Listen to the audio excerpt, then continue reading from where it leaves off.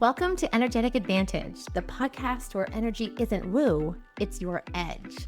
I'm your host, Jessica Serrato, intuitive strategist, lifelong pattern decoder, lover of numbers, and energetic guide for visionary leaders. Around here, we go energy first, strategy second. Every episode will give you a perspective, a tool, or a timeline shift that helps you lead from your power. Because the truth is, your energy is your most undervalued asset until you learn how to use it. Get ready, you're about to have the advantage. Let's begin. Okay, today we are starting with a joke. What kind of pants does a psychic wear? Paranormal pants. Okay, please don't turn it off. I will always continue to share jokes, whether they're funny for others or not, because that is exactly the point of today's episode. If you cannot laugh, you are probably gripping too hard. And today, of all days, is important to let go and laugh a little bit. So it's April 1st, April Fool's Day. And if there was ever a perfect day to talk about humor, levity, and why you do not need to take yourself so seriously to do serious, energetic work, this is it. Because somewhere along the way, especially in the spiritual and personal growth space, someone decided that depth had to mean heaviness. That if the work was real, using air quotes, it had to be intense, dark, serious faces only here. And I just don't agree. And I never have, which is probably why I've got kicked out of some of those spiritual spaces. But I know that is not for me. Here's what I see all the time. When people approach energetic work with only seriousness, everything starts to feel personal.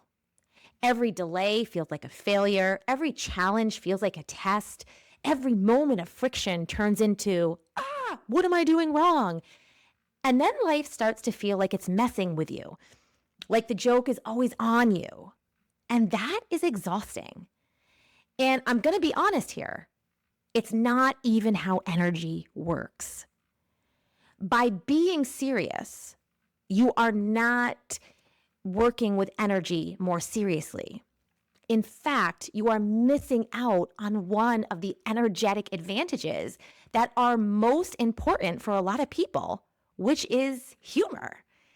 And so if life lately has felt a bit heavier than it needs to be, or if you're just really wanting a good laugh, this episode today is your permission slip to do it differently. Today, I'm going to share why humor is integral to this work and why it's one of the most underrated tools we have for transformation, how humor makes energy work more precise.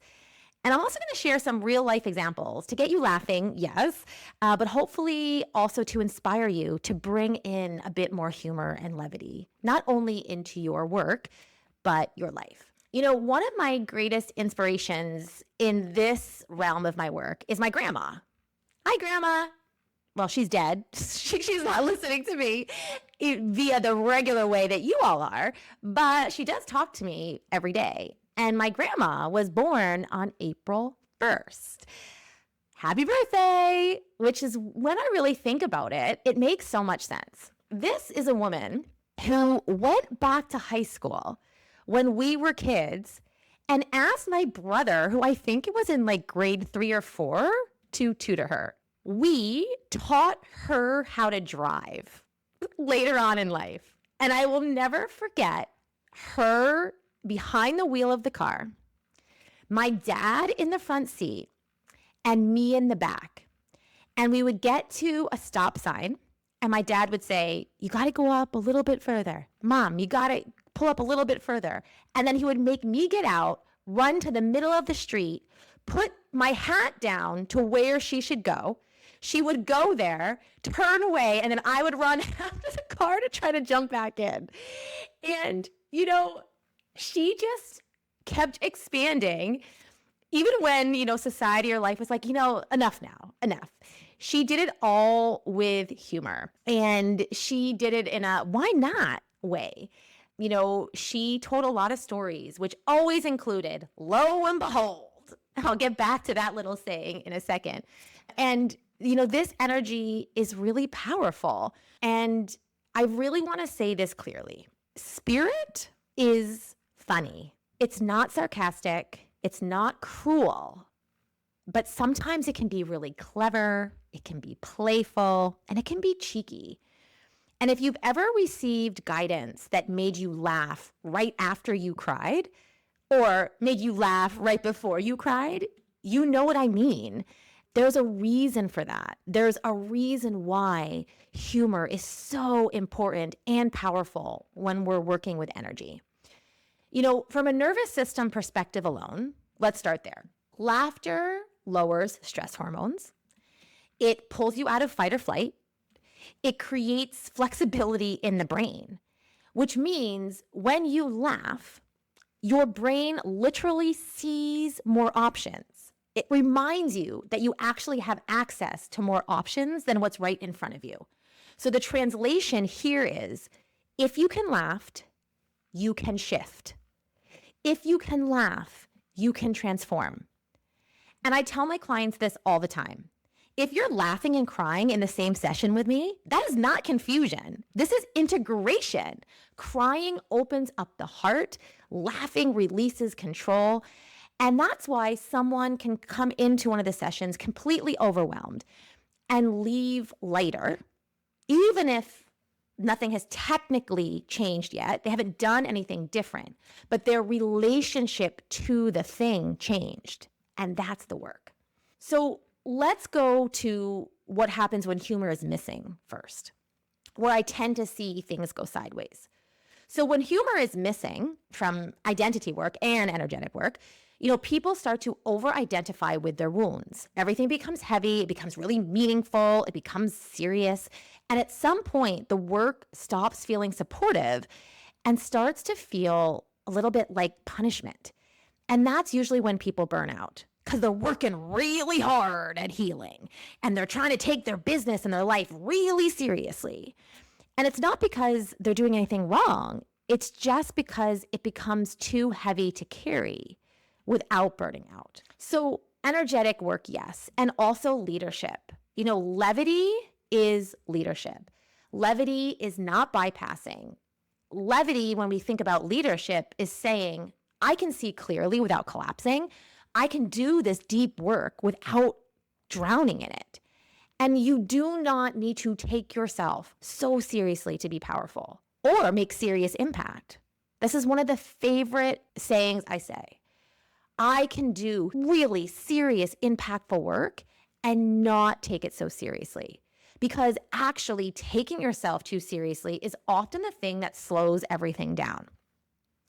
And, one thing I know for sure is that the biggest breakthroughs in my life have almost never come through those solemn, serious moments, right? They've come through humor. They've come through levity, through those moments that really made me laugh out loud and immediately go, okay, message received. It reminds me of a time I was very earnestly asking for a sign. I was very sincere. I was very focused. I was 20 years old and I was in Venice, Italy. I had just gotten off the train and I had nowhere to stay. And that was a summer, which I'll share about in another episode, where I planned my entire itinerary on flipping a coin. I really had no idea where I was going until I got there. And when I got there, and I realized there was a big festival that weekend, and everything was booked. And so I asked for a sign. And within about 30 seconds, not one, but two birds pooped on my head, back to back.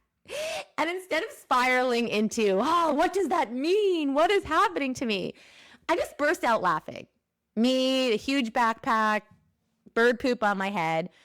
And in that moment, the message was obvious. Lighten up.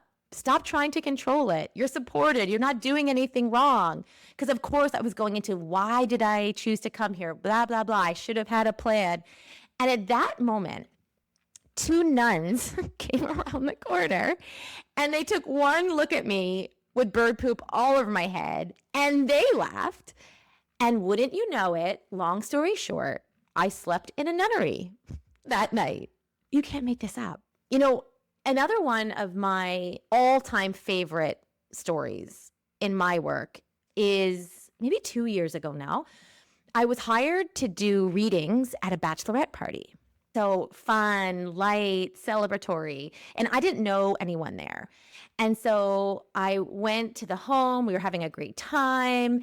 I did a reading for all the bridesmaids. And then I get to the bride. And she asked a very serious question about her wedding. Like, what feels really important that she needs to know about her wedding? I remember thinking, she's wanting a very serious, impactful answer, right? There was a yearning in her question. I wasn't sure for what, but I was like, okay, I got to tune in. I got to pull a card. And what popped into my head and flew out of my mouth before I could stop it was, please make sure that there are no pickles on the sandwiches at the reception, or I will personally come down and cause problems. I remember putting my hand over my mouth and being like, oh my gosh, I think that was not the serious answer she was looking for. I can't believe that just flew out of my mouth. I thought it was ridiculous. And then the bride starts crying. And it turns out that her mom had passed away a few months earlier. She hated pickles. And the way I said it was exactly the way she would have shown up. And as we talked more, we realized that her mom and myself, we shared the same birth card. So of course that message came through me. A lot of people doing my type of work would have scoffed at doing a bachelorette party. Like that was beneath them. They're more for the serious things. And when I got that booking request, I was like, hell yes, I'm doing this bachelorette party. Like, how fun is this? And if I had judged that opportunity, or even that message that came through me as too silly or not serious enough, this bride never would have received that incredibly meaningful confirmation that her mom would still be there on her wedding day. You see how pickles is literally bringing me to tears as I remember that energy when we talked on that day. And this is what I mean when I say humor is not the opposite of depth. Humor is often the delivery system. If I had tried to be polished or profound, I would have missed the truth entirely. Levity is how the message lands. And that moment taught me, if I censor the delivery, I block the transmission. And honestly, this is why we are all obsessed with memes, right? Think about it. How many Scorpio rising memes have you seen? Or, tell me your chart without telling me your chart, or tell me your sign without telling me your sign posts, right? We don't share those with our friends, or we don't share them with each other or to our feed because they are academically impressive. We share them because they land. They say something true in a way that slips past our defenses. Humor is a delivery system. A meme can transmit insight faster than a 5-page explanation because it bypasses the mind and goes straight to recognition. People laugh, then they pause, then they go, oh, that's me. And that's how this work spreads. That's how it becomes accessible, not by being heavier, but by being human enough to share. And, I think this is also why my work circulates so naturally. I'm not trying to make energy work feel exclusive or mysterious or heavy. I let it be human. I let it be funny. I let it be relatable. When something is shared with levity, people don't feel like they need permission or credentials to engage with it. They recognize themselves in it. They send it to a friend. They laugh. They say, oh, this is so me. And suddenly the insight has moved. Humor lowers the barrier to entry. And once that door is open, the depth will take care of itself. That is why this work travels. And that is why I encourage you to embrace more of your humorous side. Not because you're trying to simplify something, because you can make it more accessible. And I also want to chat here about humor as its own energetic advantage, because everyone's sense of humor is completely unique. Think of it like a fingerprint. So the way you laugh or what you find funny, your timing, your delivery, that's all encoded within you. And that's one of the reasons why humor is such a clear channel for me. Because when something comes through with a very specific tone or punchline, I can immediately tell when it's not mine. Spirit does not sound generic, and it does not sound like the person it is coming through. Spirit uses recognizable frequency, and humor can cut through the noise because it is so precise. It bypasses performance, it bypasses overthinking, and it goes straight to recognition. So when humor is used well, it is not a distraction from the message. It is the message. And that is why it moves faster, it lands cleaner, and it sticks longer, right? And that's why going back to these specific things you remember people saying, or even your own cadence, whenever I hear, lo and behold, can you believe this is how, I'm like, hi, Grandma. Grandma has entered the group chat. Right? Because I would never say that. And I don't know anyone else who says it. So when it comes through like that and makes me laugh, it's not always a flippant or funny message. Sometimes it is a very serious message that I so appreciate her bringing to me. But she has to catch my attention with that snap of the finger, that energetic fingerprint, that humor that I know is uniquely hers. So as you're listening, I want you to think about the last time you laughed at yourself, like truly laughed at yourself. And then I want you to think about the things that shifted afterwards. Not because you minimized the situation, but because you stopped fighting against it. You went in on the joke instead of fighting against it. This is the energy that I'm talking about. And I know it's only April 1st, but a little bit of a heads up here. In June, humor is going to be out in full force. And if you can embrace it, play with it, instead of fight against it. Again, if you can play with the universe like you're in on the joke, that you can laugh at yourself versus feeling like the joke's on you, June is going to feel so much lighter. So for today, though, on April 1st, here is the invitation for you. Where can you loosen your grip just a little bit more? Where could humor bring perspective? Where have you made things so serious that you've forgotten how intelligent and sometimes ridiculous life actually is? And, remind yourself that when you bring levity back online, again, we stop feeling like things are happening to us, and we know that things are happening through us.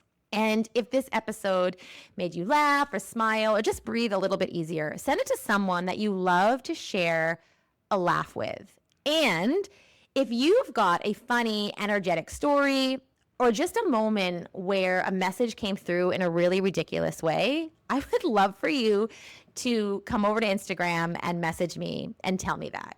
I love those stories. I live for those stories because I am so thankful that I get to do serious work every day while also still laughing at the absurdity of how it works. So that's it for today. Go laugh at something, even if it's a bad psychic pants joke. Remember back to how we started this conversation. And, April Fools, Grandma, I'm ready for you. I know today is just going to be one of those days where she comes through loud and clear. And today I have a feeling it's going to involve some flour and sugar. It's going to happen in the kitchen. And when it does, I am so grateful and thankful that I recognize humor as my energetic advantage. So I will laugh, then maybe cry. But I know I won't cry first. So happy birthday, Grandma. Happy April Fools to all of you. And spam me with all the memes, all the messages, all the funny stories. Because doesn't life just feel so much better when we can laugh together? Talk to you soon. Thanks for being here inside the Energetic Advantage. If today's episode opened something for you, share it, tag it, or send it to the person who popped into your mind. And remember, energy first, strategy second. Your advantage has always been in you. Now it's time to lead with it. See you next time.